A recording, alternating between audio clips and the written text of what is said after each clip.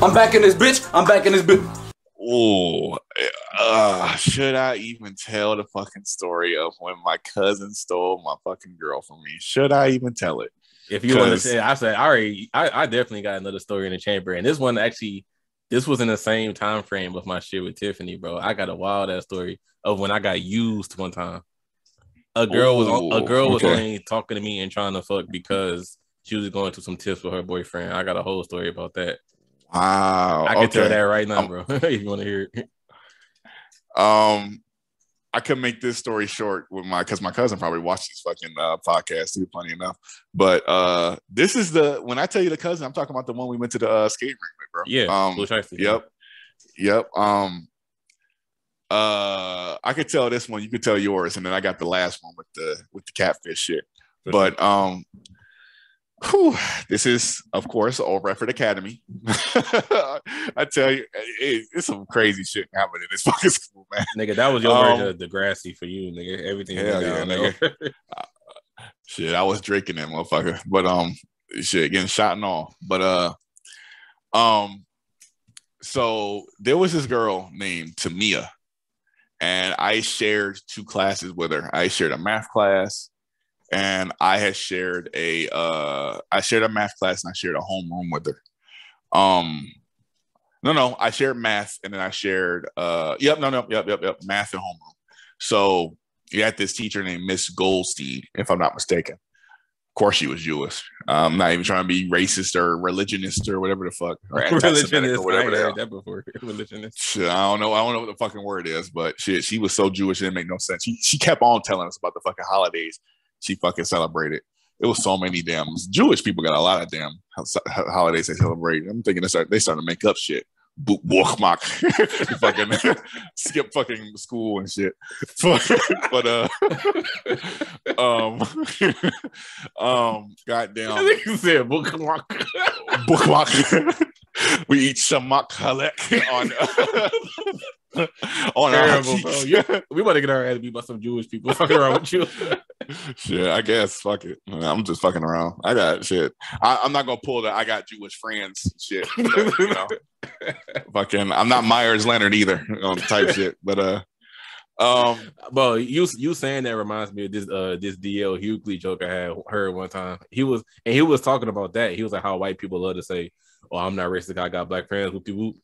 And he was like, a white person love to say something like, "I'm not racist. I've had 3 black people over my house." Like, if you've been keeping track of how many black people have been in your house, you racist as a motherfucker.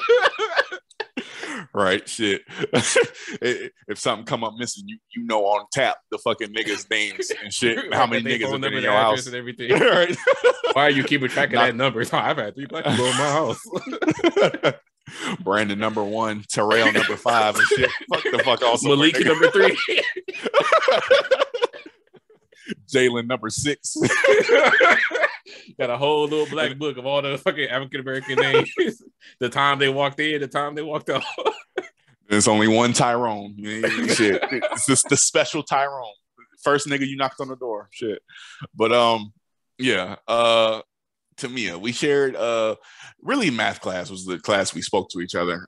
She had this friend named Jasmine that I spoke to all the time. And Tamia, me and her was like, we were slowly getting closer and closer and stuff like that. So she had this boyfriend named Keith, and Keith was the fakest nigga of all time.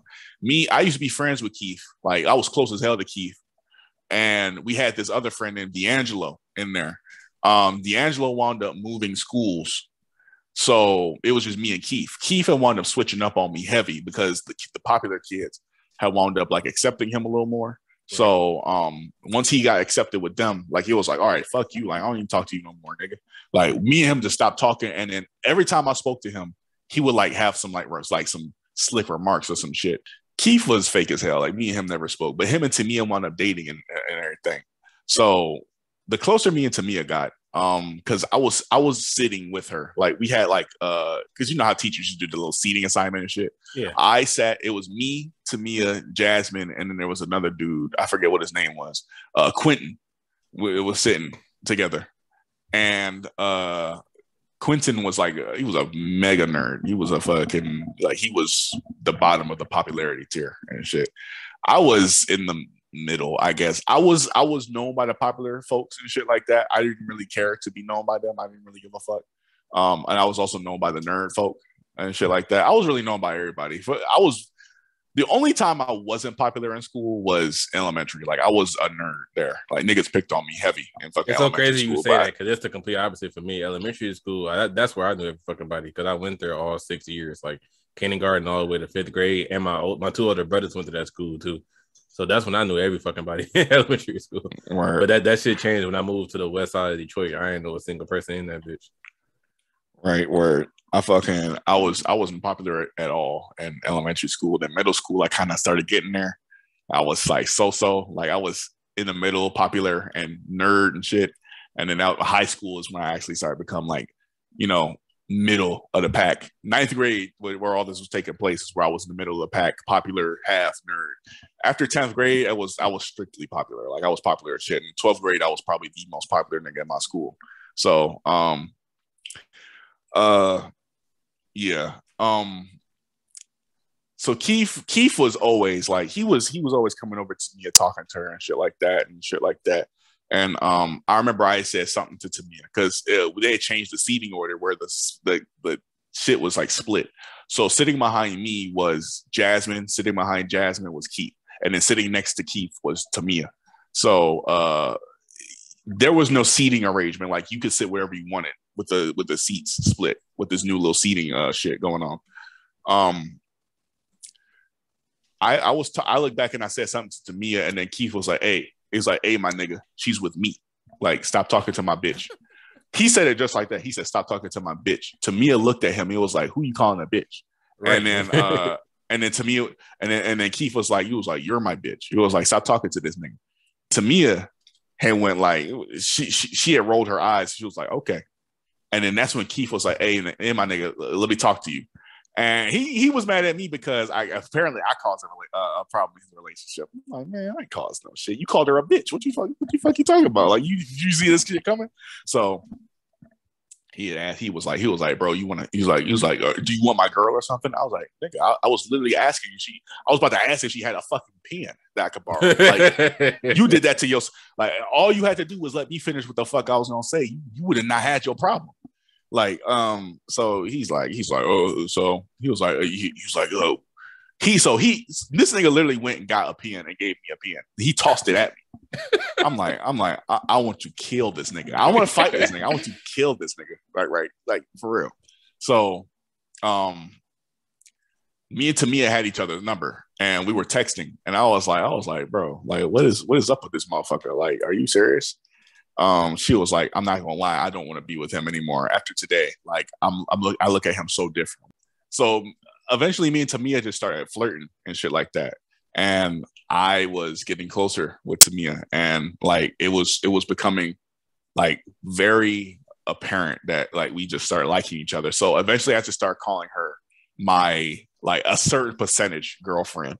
So I was like, you're my 3/4 girlfriend. And she's like 3/4. I was like, okay. So I slick, like as time went on, I kept increasing. I was like, you're my half girlfriend. She was like, half? Why am I half? I was like, because you're not my full girlfriend. And she was like, why can't I be? When I heard that, I said, do you want to be? She was like, why not? First off, why not just sounds like we can, but we don't have to be like type shit. Like shit. I ain't doing shit else, so fuck it. Like I ain't tripping if we do, but whatever. Like type shit. So so I was like, okay. So after that, I said the morning after I was like, what's good, girlfriend? And she was like, hey, and all emojis and shit like that. So we all doing, this is going fine. This is 2 days into this, mind you. 2 fucking days into all this happening where I officially called her my girlfriend and shit like that. I came over to my cousin's house one day and I didn't have a code on my phone. And my cousin was literally sitting there. He was like, I'm bored. And he went through my phone and he had got Tamia's number. So he got Tamia's number and he started talking to Tamia and shit like that. This nigga literally started flirting with my fucking girlfriend, like, just slide. Like, I'll go to class and all of a sudden, to me, I just don't want to have this shit to do with me no more, because I wound up texting her, and then she was like, and I was like, what the fuck? So she had said to me, she was like, I was never your girlfriend. I don't know why you're getting upset or anything of the sort. This sounds like a shitty ass cousin, first of all. I mean, shit, man.